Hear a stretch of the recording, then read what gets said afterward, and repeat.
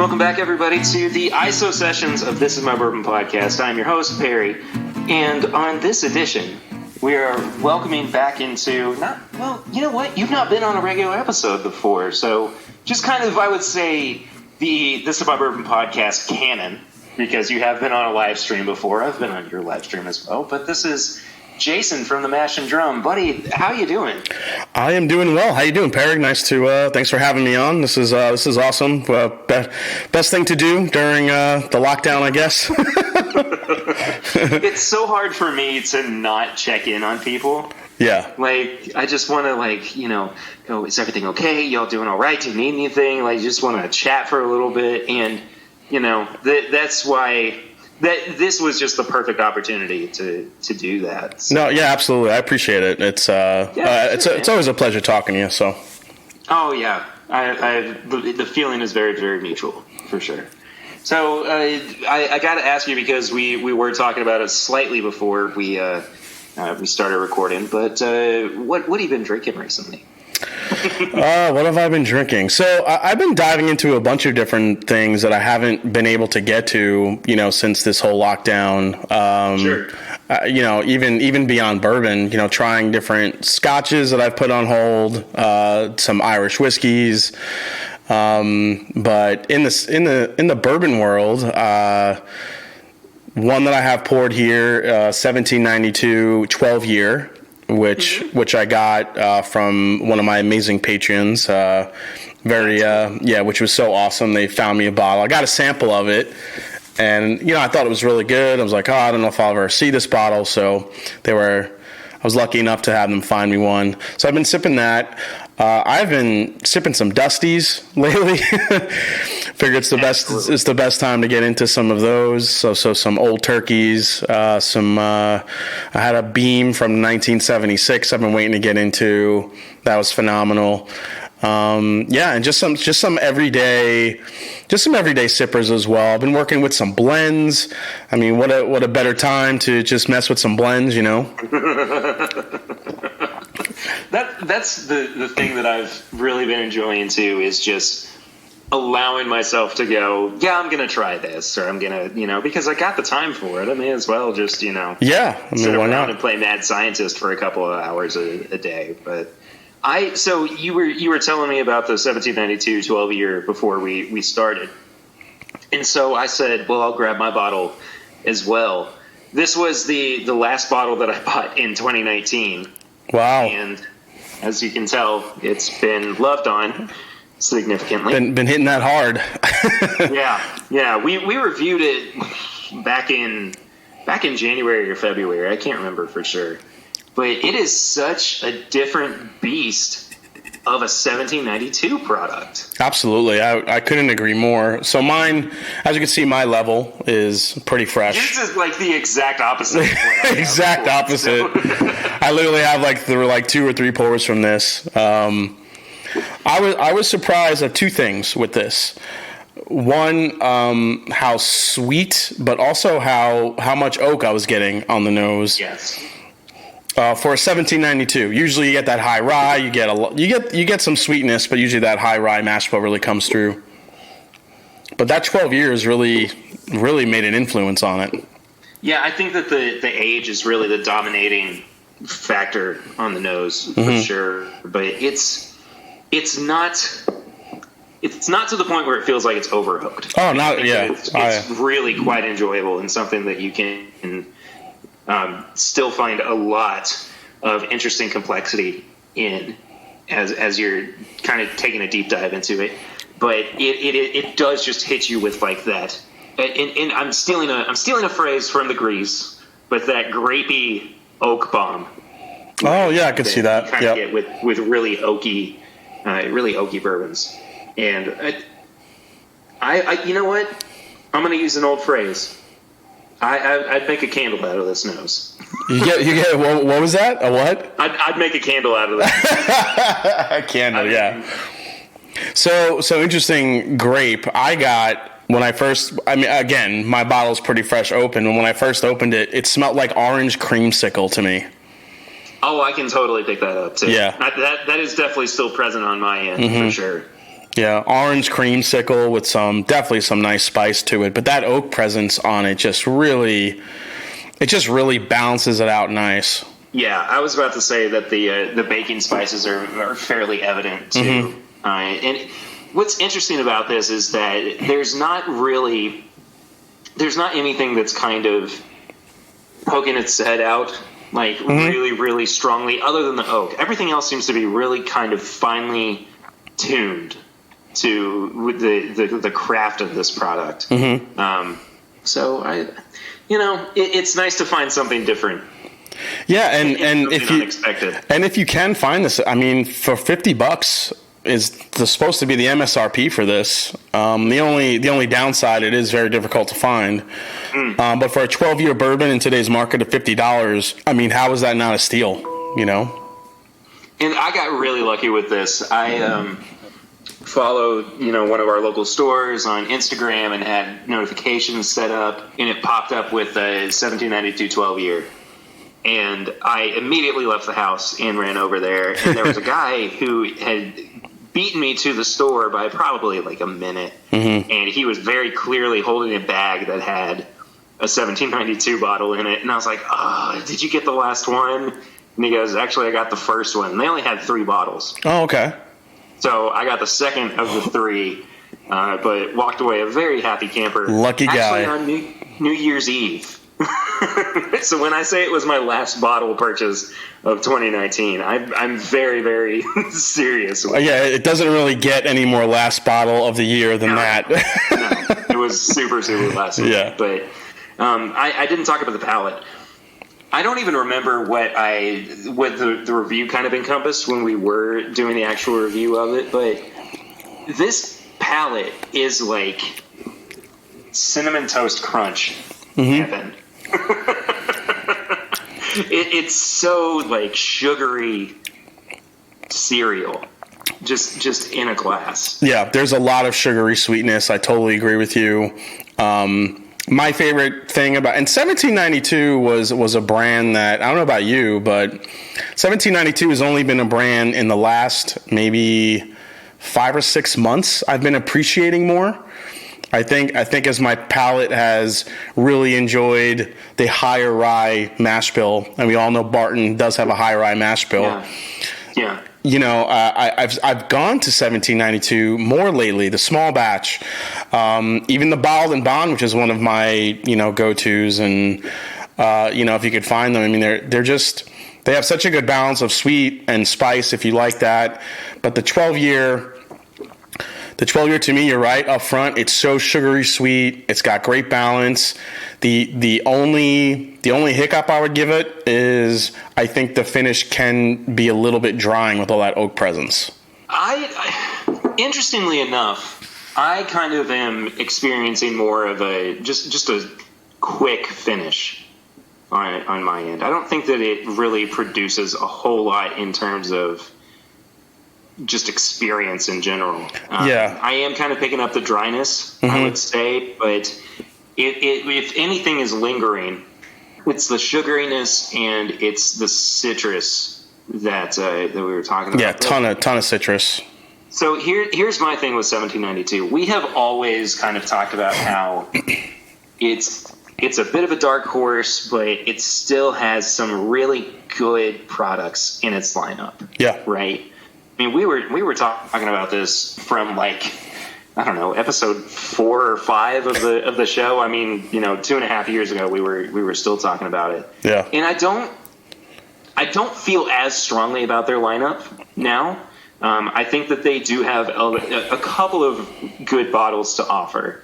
Foolproof, I still think, is phenomenal. In a really good pick of Foolproof will go a long way. A really, really long way. I would agree. I think that's where that brand shines, is with some of those Foolproof picks are just incredible. Yeah, for sure. And I think that right now it can be kind of hit or miss, but in general, I mean, it's a solid Barton or a solid Sazerac brand.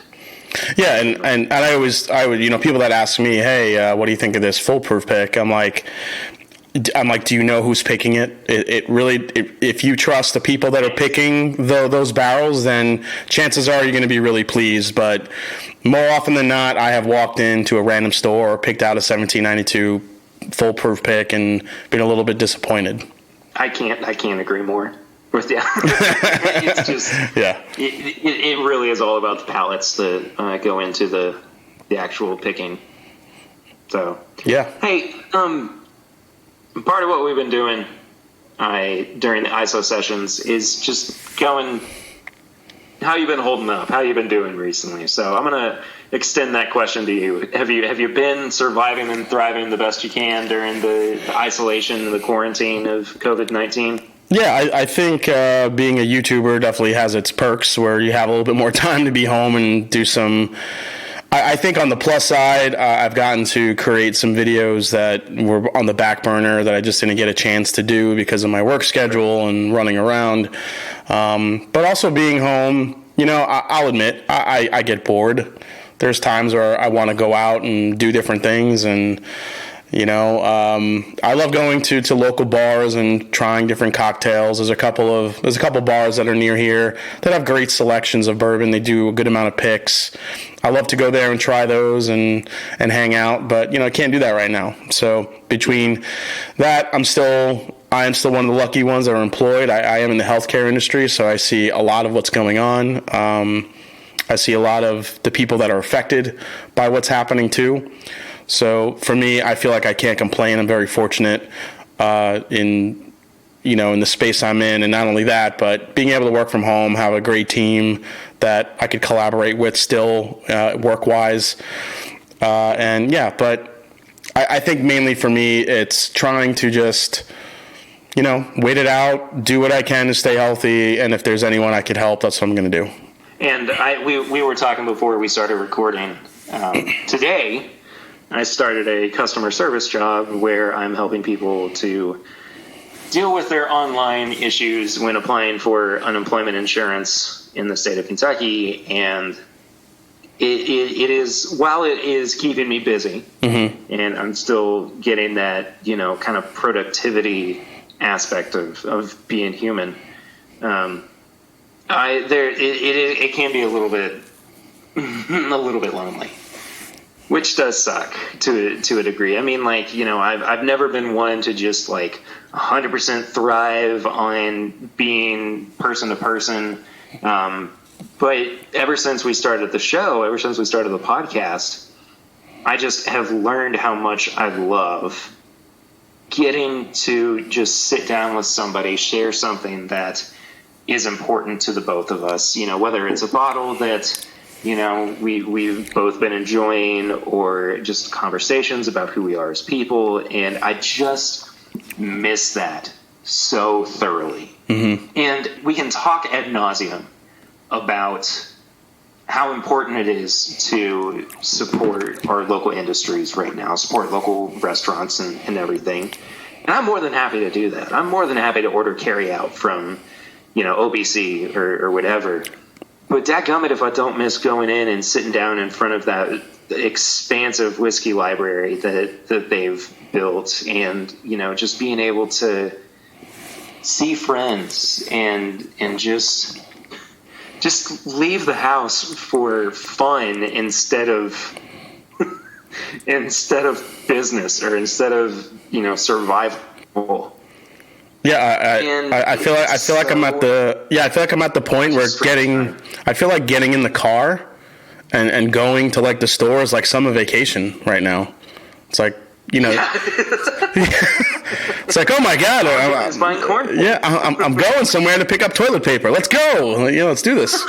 If you can find it, it is still so hard to find toilet paper in Lexington. Yeah, I don't know. People are bananas. Yeah, people are stocking up on the TP, man. Ugh. But I mean, do what you feel like you need to, but at the same time, us little people, we need some toilet paper. Share the wealth, man. But yeah, I mean, I like that you're being proactive and productive in terms of content, though, because that's kind of how I've felt too. It's like, Well, I kind of have to make something at this point, and it's one of the few ways that I can stay somewhat sane. Yeah, it keeps me busy. I get to kind of sketch out what I want to do, what bottles I have that I haven't done, some blind tastings I have that I haven't done. I just did a couple of videos that were on my back burner for a while.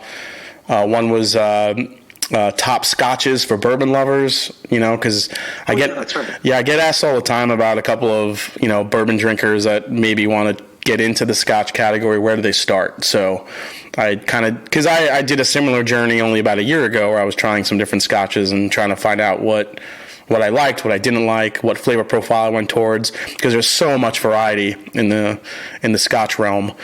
Then I did one on just tasting bourbon better, how to enhance your palate a little bit, using nosing kits and using some different tips and tricks that I learned from master distillers, in interviews and stuff like that.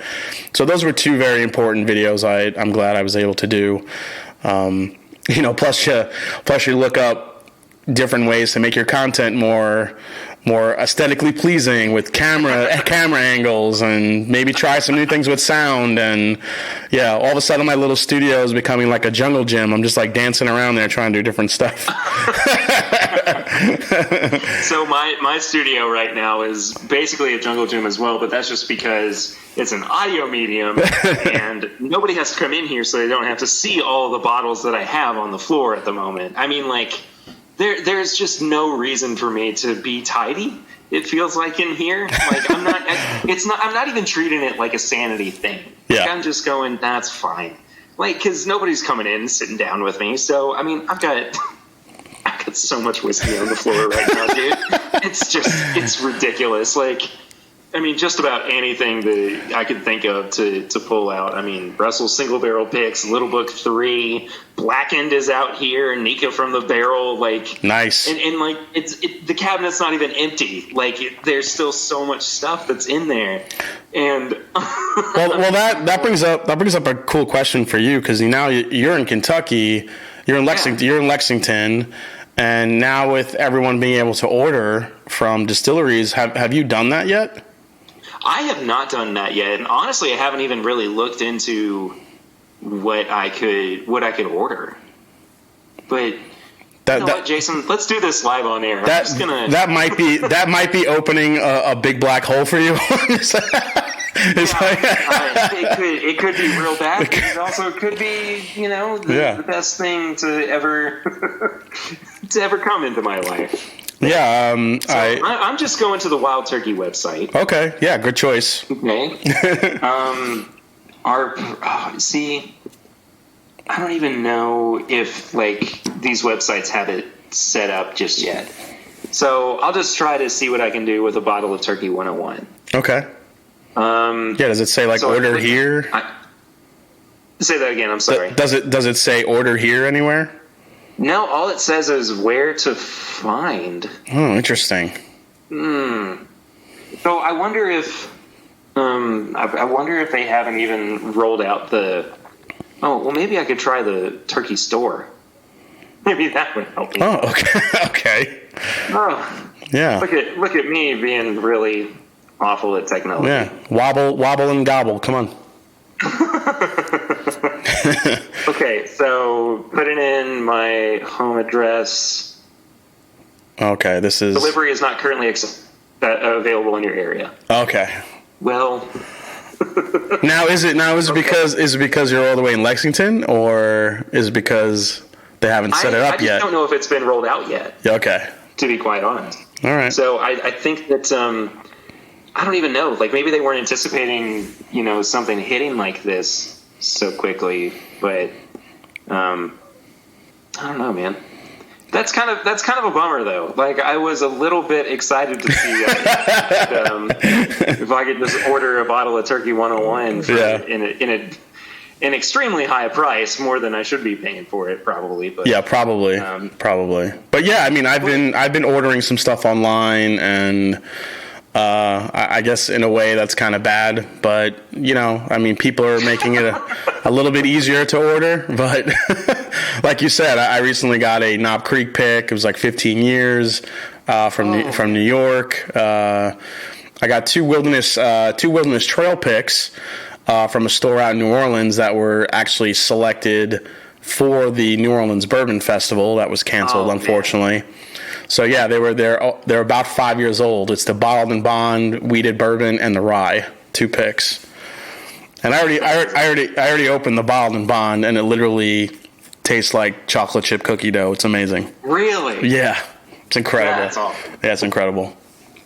And I really can't wait for this to kind of roll out. And I know that there are arguments to be made about, supporting local businesses and this, that, and the other. And I totally understand it. But for those of us who can't always make it out to Laredo, Kentucky, in the middle of nowhere to go visit Maker's Mark, it would be nice to order some of their gift shop exclusives or something like that. Oh, my God. Yeah, I'd be ordering Maker's 46 cast strength all day. Yeah, absolutely. I'm looking. I still have not. You know what? I don't even know if I've tried the 46 cast strength yet. I've gotten a sample of it, and I thought it was actually really. 46 is probably my favorite expression from them. Besides some of the private select picks that you get, where they mix the staves up. You get that right mix of staves. Those can be really phenomenally good. But 46, as far as a core range, has been my favorite from Makers, and I just think, there's an extra level of complexity to it with the spice and the chocolate notes, from those 46 staves. Well, the RC6 was pretty damn amazing too, I gotta say. That is fair. Yeah. So let me tell you how shot my brain is in comprehension. So I was just thinking about how much I love Maker's cask strength, and then I was also thinking about how much I love Maker's 46. And then my brain went, it would be great, a cast strength 40 or Maker's 46. And I went, that's exactly the same dang thing that we've just been talking about. Like, what are you doing? Good job, Perry. 2 + 2 is 4. I really got there in the end, which was surprising one way or another. Hey, it doesn't matter how you get there, as long as you get there, buddy. As our buddy Scott would say, it's not about the destination. Yes, it is about the journey, of course. The long, winding journey to the 46 cast strength at the end. I cannot believe that my brain made that in so few steps. But there was a confidence in my thought-making process too, where I was like, oh my gosh, I can't believe nobody's ever thought. Oh, wait. I did, actually, interesting point about the Maker's 46. I did, a blind when, the Weller Full Proof came out. So I had that in there. I was always wondering if Maker's Mark, if they did that cast strength, they non-chill filtered it, what it would do to that bourbon. There we go. See, that's the innovation, and that's the thought-making process that my brain should have instead it went, hey, what if they made a product that they already make? Yeah, and I've talked to David Jennings from Wild Turkey 101 extensively about why they don't non-chill filter rare breed. I mean... What were his thoughts on it? He obviously thinks it's a no-brainer. He doesn't know why they do it or why they don't. Why they do non-chill filter it, or why they do chill filter it, I should say. I don't know. I don't know if it's an aesthetic thing. I don't know if it's a cost process thing. I'm not sure. I mean, Russell's Reserve single barrels non-chill filtered. It makes a huge difference in that whiskey, especially when you compare it to the 10-year and any of the other expressions. I mean, 101 is always amazing, but I mean, God, rare breed non-chill filtered. My goodness. Don't knock that 10-year Russells, though. Oh, no. I like the 10-year Russells, but when you put it next to the single barrel just has another level of viscosity to it. Yeah, no, I totally agree. Yeah. I totally agree with you. But I had a point that I was going to make, and I lost it. Don't know what happened there. Apparently, my brain has decided to just totally crap out in as many ways as possible. Is your brain practicing social distancing from your head? Yeah. Shows a snake, it would have bit me. That makes sense. That old chestnut. Not even appropriate for the current situation and what we're trying to experience together. So anything that you've tried that's really kind of surprised you, like since you've been staying at home, it's like, oh, you finally got to this bottle, you're like, oh shit, this is really good. You know what's funny? I don't save a lot of bottles. Like most everything that I have either gets opened or, gets shared around. Mm-hmm. So I don't spend a lot of time holding on to bottles. And I mean, I'm not opposed to it by any means. But I'm pretty familiar with just about everything in my collection. Right? Like I don't save too much. There's one bottle that I have being saved for my anniversary with Lucy. But there's only, and if it's like a duplicate bottle, I'll hold on to that because there's no reason to have two bottles open of the same bourbon at the same time. I agree. But for the most part, if I experience that, it's with something that I have had before and am revisiting, right, instead of like a new thing that I'm really surprised by. Does that make sense? No, absolutely. Yeah. Yeah. So I have had little moments with that, but nothing has really blown me away that I wasn't already fairly aware of, I would say. That being said, though, I had just a 2-ounce pour of Eagle Rare yesterday. Mm-hmm. Just straight off the shelf, not a single barrel pick, not anything. If that is not one of the most well crafted bourbons in the world, I don't know what is. And I've always kind of been like, nah, I'll get another bottle of it some other time, or I'm okay without it. But I'm not by any means going to go out and like hunt for it. But if I see it from now on, there's a stronger chance that I might pick up a bottle. So it has kind of, all right, so maybe I have been a little bit more blown away by some things since we've been quarantined. I don't know, Jason. This is what you've done to me now. I'm questioning everything. You're questioning everything. That's right. No, but I could see Eagle Rare doing that. It's one of those bourbons that maybe you take for granted a little bit because it's always. I mean, for most people, not everyone, it's always there on the shelf. Usually, It's an amazing price for what it is. 10 years old. I mean, it's got such great balance, such good sweetness. It's got that typical Buffalo Trace, that sweetness, such good oak balance from the 10 years, but not overly done at all. It just provides a really. Now, it's interesting you brought up picks because I was saying for months that I could not find any Buffalo Trace Eagle Rare picks, and I'm like, where are these Eagle Rare picks coming from? Because I've seen them, people are posting them online. How do I get some of these? And I had some. Well, there was a period where nobody was picking Eagle Rare. Yeah, Buffalo Trace wasn't even allowing it to be a thing. Yeah, so it kind of makes sense that you were having a hard time finding it. And the reason why I ask is I was lucky enough to be part of a Weller Foolproof pick last year, and after we were done, we got brought into a room like, okay, your barrel will go here, and literally half the room was Eagle Rare picks. All barrels that were marked Eagle Rare picks. I'm like, where are these barrels going? Like, who's picking these? I'm like, where do I get this stuff? So, luckily, I had some amazing viewers that found me a few. Now I have about 6 of them. And some of them are truly, and the reason why I brought it up is because you brought up that grape note before, that you were getting in the 1792 a bit. And some of these Eagle Rare picks have this intense grape soda, oak sweet profile that's just delicious. And I can't get enough of a couple of them. So I would say my experience with Eagle Rare store picks are fairly limited. And I mean, when I really started getting into everything with the show and becoming a bourbon drinker and whatnot. Yeah. They were starting to become a thing of the past, and thankfully, of course, they're coming back. But I am very jealous that you got to go do a Weller Foolproof pick. I will say that much. That was my first.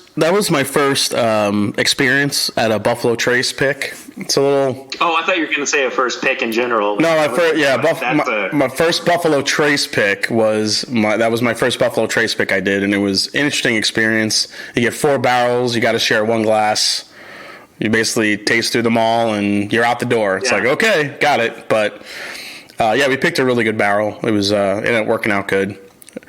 So. I definitely would not want to take away that experience. That was amazing. Doing an experience like that, the tour, everything they do for your Buffalo Trace, it's awesome. Have I ever told you about the most recent pick I've done at Buffalo Trace? No, I don't think so. So I went with Liquor Barn to do it. There is a little bit of video that exists of this over on the It's Bourbon Night YouTube page. I was invited by Liquor Barn to go and do some picks for them at Buffalo Trace, and they said, "Would you like to invite somebody?" And I was like, "Well, I'll see if Chad and or Sarah can go." Okay. And so Chad went with me, and we picked 3 different Buffalo Trace single barrels. Wow. 2 Blantons and 1 107. It was either two Blantons, 1 107, or 2 107s and 1 Blantons. I can't remember exactly what it was. But anyway, so you know that Buffalo Trace rolls out basically 3 barrels per 1 pick. Yep. And so that meant that we tried 18 different. I was just going to say, you did that all on the same day? All in the same, hour and a half period. So what bourbon god did you pay off for that? Don't know. But I think I still am hungover from it. There's still a small part of my psyche that's like, hey, you remember that one day where you just really, really screwed yourself over? Yeah, you're still feeling it by at least a little bit. Wow. And what's so funny too is that they let you try it at cast strength, but they also let you try it proofed down. So yes, we may have tasted 18 single barrels, but that really meant that we tried 36 individual samples. Dude, that is a hell of a day. And by the end of it, I was just sitting on one of the barrels and I could not stop my hiccups. There was no stopping this onslaught of hiccups that day, and thank God for Wendy's. That's all I'm going to say. I was just going to say, did you guys even eat anything in between, or you just went full bore, all one right after the other? We went straight on ahead with every single. Dude, that's amazing. I mean, I could see why you would be hurting, but that's pretty amazing. That's like baller barrel pick day. Like, my goodness. And that was, so Buffalo Trace, Liquor Barn does this thing where they just kind of, they try to go in and just pick as much as they can because they have wide distribution. They want to try to keep their customers happy. Absolutely. And so I just don't think that I was as mentally prepared for it as I could have been, or really as physically prepared for it as I could have been, by which I meant, maybe eating like the farm sampler at Bob Evans that morning and, just getting as much food in my belly as I possibly could. Oh, right? My God. That's amazing. Yeah, I mean, I've been lucky enough to do a few picks now.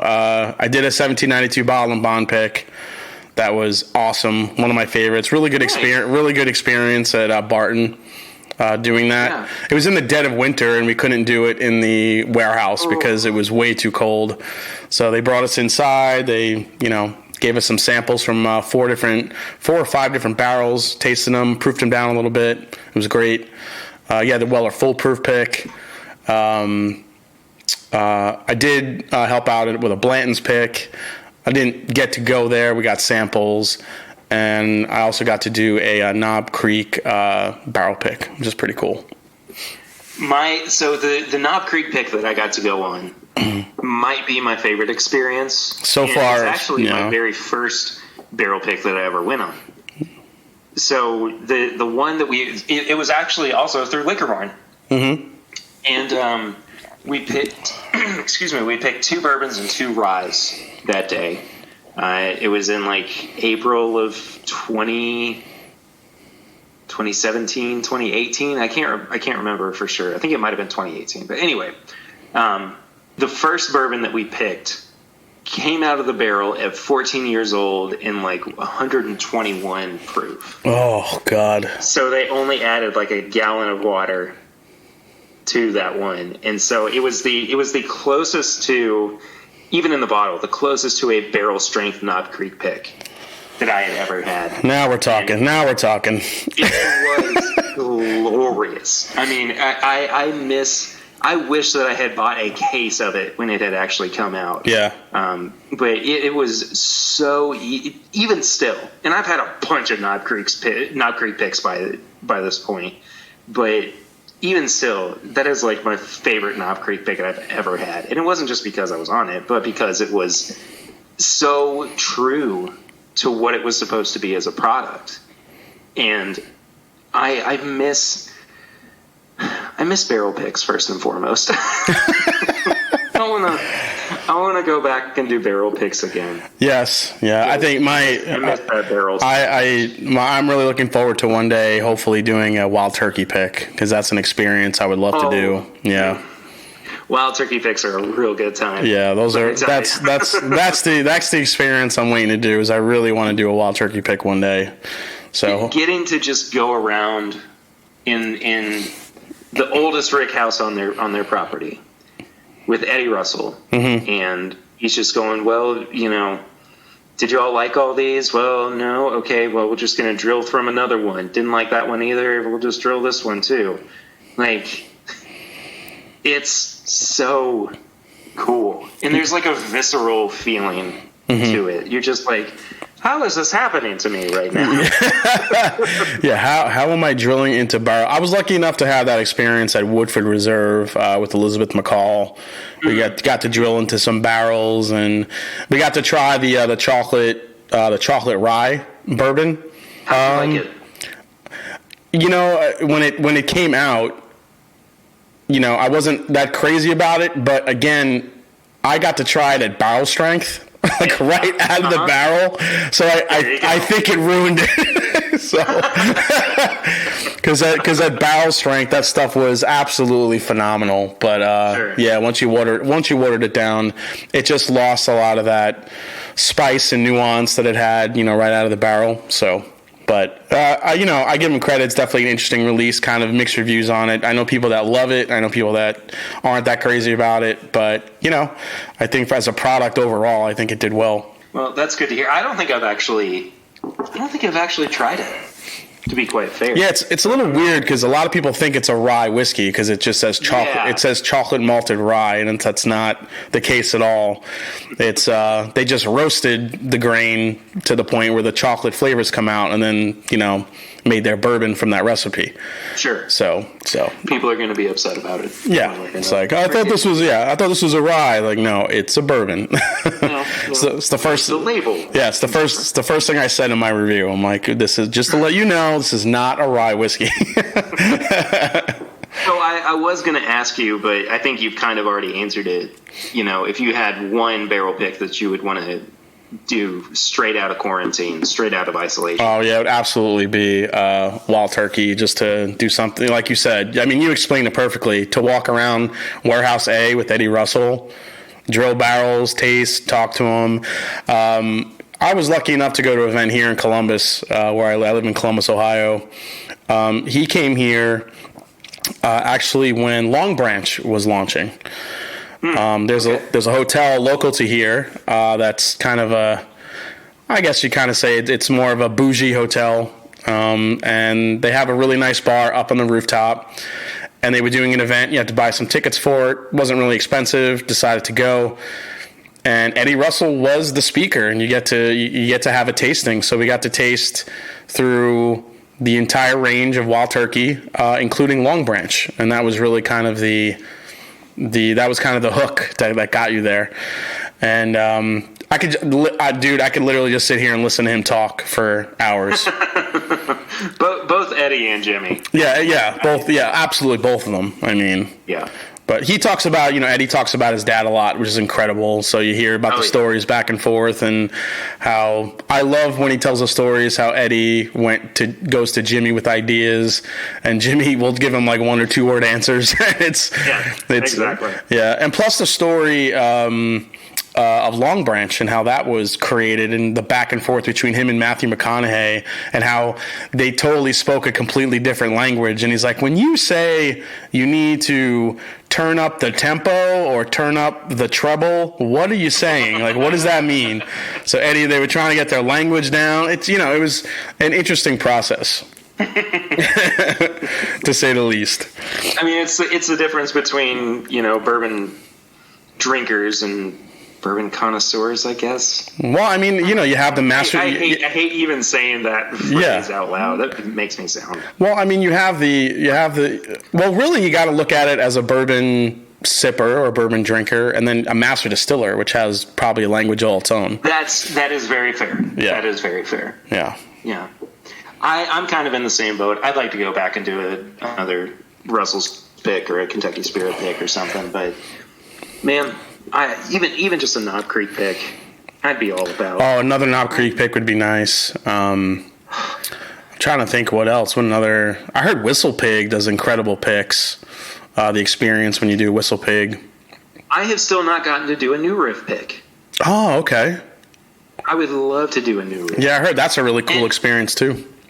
So, peek behind the curtain, little inside baseball. Mm-hmm. But we were actually poised to do the first This Is My Bourbon podcast barrel pick this year. Wow.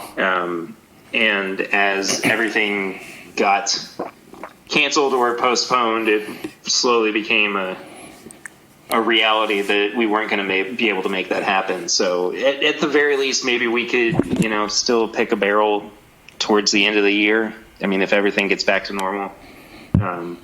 Or whatever the new relative normal is. I hope so, man. That'd be great.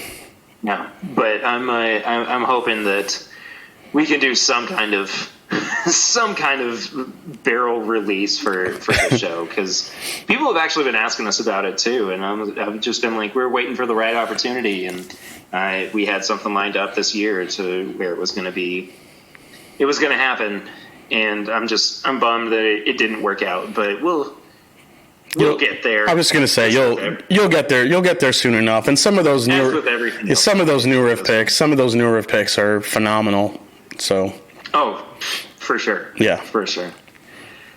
Well, Jason, I appreciate you sitting down with me for a little bit, buddy. It's been great catching up with you and checking in, making sure you're doing all right during the COVID-19 times. Absolutely, man. Always love chatting with you. I'm glad you and the family are doing good. And can I say live here while we're talking, congratulations to you and the wife for the new upcoming bourbon sipper on the way.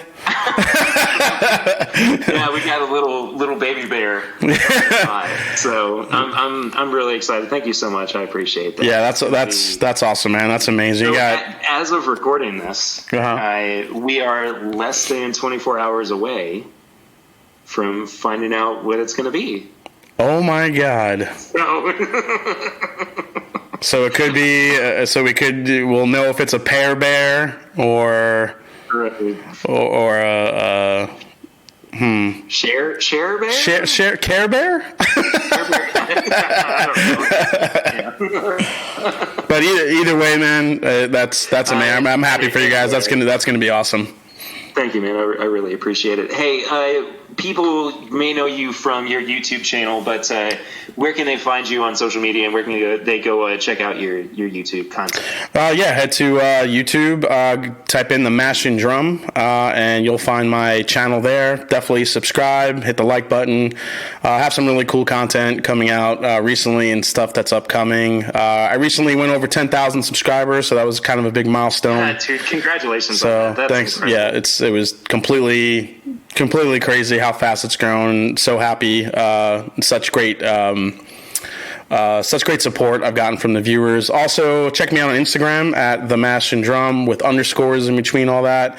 And you can find me on Twitter at at Mash and D. Check me out on Twitter. Always doing posts on Instagram and stuff. So yeah, definitely check it out. Yeah, and I showed up on one of your live streams as well. Yep. Sometime last year. I can't remember exactly what. Yeah, we did a blind tasting. Yeah, we did that really fun collaboration. So if people want to go and see what it's like when we actually are talking back and forth instead of just hearing us, you can go and do that as well. Hey, if you have not done so already, you can find the show at My Bourbon Pod on all social media channels. You can leave us a 5-star rating and review on the app right in your iTunes. But did I say that wrong? I definitely did. Whatever. You can leave us a review on iTunes. That's what matters. And then you can, most importantly, become a patron of the show for as little as $1 a month. Helps keep the lights on. And as little as $5 a month, you get bonus content like bonus episodes, pregame chats before every episode as well. And it's a good time. I appreciate everybody who is a Patreon subscriber of this My Bourbon podcast. So I think that about does it for this ISO session.